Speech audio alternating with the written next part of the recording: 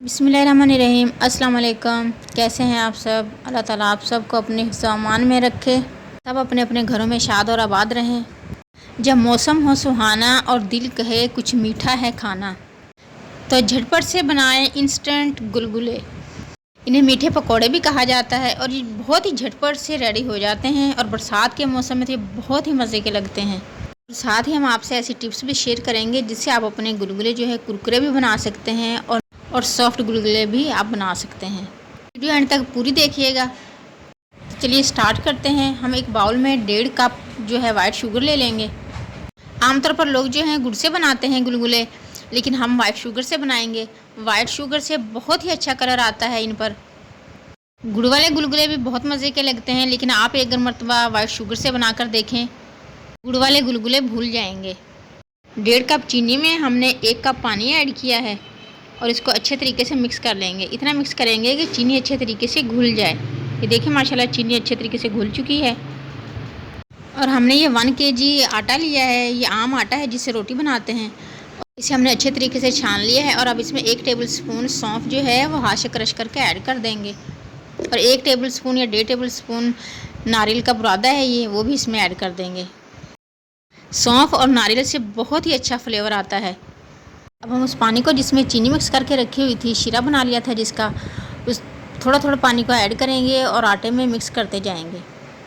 आप इस बीटर से भी इसे मिक्स कर सकते हैं, लेकिन इससे थोड़ा परेशानी होगी। जो मज़ा हाथ से मिक्स करने में वो इससे नहीं है। इससे हम मिक्स करेंगे लेकिन बाद में फेंटने के लिए।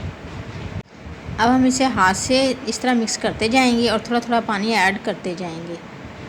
पानी अगर थोड़ा कम रह जाए तो आप उसी में थोड़ा सा पानी और भी ऐड कर सकते हैं, लेकिन आटे को इस कंडीशन में लेके आना है आपने। जब इतना नरम आटा हम हाथ की मदद से गूंद लेंगे तो अब हम इसको अच्छे तरीके से फेंटेंगे। इसको हम जितना फेंटेंगे उतना ही हमारे गुलगुले जो है क्रिस्पी भी बनेंगे और ना तो ये कढ़ाई में चिपकेंगे और ना ही इनमें ज़्यादा घी जो है यूज़ होगा। और इंशाल्लाह बहुत ही सॉफ्ट और जाली वाले गुलगुले बनेंगे हमारे। तकरीबन 3 मिनट हो चुके हैं हम इसको फेंटते हुए। अब हम इसमें मीठा सोडा 1 चुटकी ऐड कर देंगे और दोबारा से इसको थोड़ा सा मिक्स कर लेंगे। मिक्सर जो है इस तरह क्रीमी होना चाहिए। ये देखिए माशाल्लाह कितना क्रीमी हो गया। इसको फेंटते फेंटते इस तरह का मिक्सर हो जाना चाहिए ये। अब हम इसे थोड़ा सा हाथ से भी फेंट लेते हैं ताकि गुलगुले जो हैं बहुत ही जाली वाले और यमी बने। तकरीबन टोटल हमने इसे 5 या 6 मिनट फेंटा है। अब हम इसको ढककर रख देंगे तकरीबन 10 मिनट के लिए। 10 मिनट हो चुके हैं और देखिए माशाल्लाह बहुत ही क्रीमी सा मिक्सचर जो है बनकर रेडी हो गया है। अब हम कढ़ाई में हस्बे ज़रूरत घी ऐड कर लेंगे और घी को हल्का सा गर्म कर लेंगे। जैसे ही हल्का सा गर्म होगा ना घी, हम इसमें हाथ की मदद से गुलगुले ऐड कर देंगे। मीठे पकौड़ों का साइज़ आप अपनी मर्ज़ी से छोटा या बड़ा कर सकते हैं। इस तरीके से सारे गुलगुले ऐड करने के बाद स्लो फ्लेम पर तकरीबन 3 से 4 मिनट इनकी एक साइड को जो है अच्छे तरीके से पकने देंगे। तकरीबन 4 मिनट में इनकी एक साइड जो अच्छे से पक जाएगी। 4 मिनट के बाद हम इसकी साइड चेंज कर देंगे और देखिए माशाल्लाह कितने अच्छे तरीके से जो है इनकी साइड चेंज हो गई और ज़रा सा भी चिपके नहीं हैं ये कढ़ाई के। और जाली भी माशाल्लाह बनना शुरू हो गई है इनके अंदर। और 3 से 4 मिनट हम इसकी दूसरी साइड को भी अच्छे तरीके से पकने देंगे। स्लो फ्लेम पर फ्राई करें।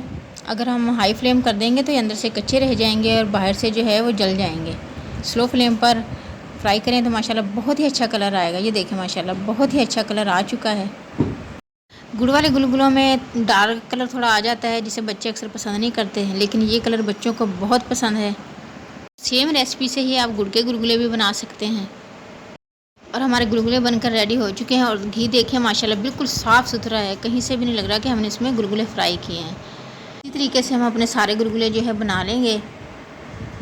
हम आपको बताएंगे कि इनको खस्ता किस तरह रखना है और कुरकुरे किस तरह बनाना है। वीडियो अच्छी लगे तो इसे लाइक और शेयर ज़रूर करना है और चैनल पर न्यू है तो काइंडली इसे सब्सक्राइब भी कर लें। हमने गुलगुलों का पहला चक्कर जो है प्लेट में निकाला था और दूसरा चक्कर जो हम एयर टाइट डब्बे में निकाल रहे हैं। प्लेट के और एयर टाइट डब्बे का डिफरेंस भी अभी हम आपको बताते हैं। वो हैं जिन्हें हमने एयर टाइट डब्बे में निकाला था, टिश्यू पर फैला दिया था और आप ढक्कन को अच्छे तरीके से बंद कर दें। और ये वो हैं जिन्हें हमने प्लेट में निकाला है। और प्लेट वाले गुलगुले देखें माशाल्लाह कितने क्रंची हैं। आवाज़ सुने इनकी।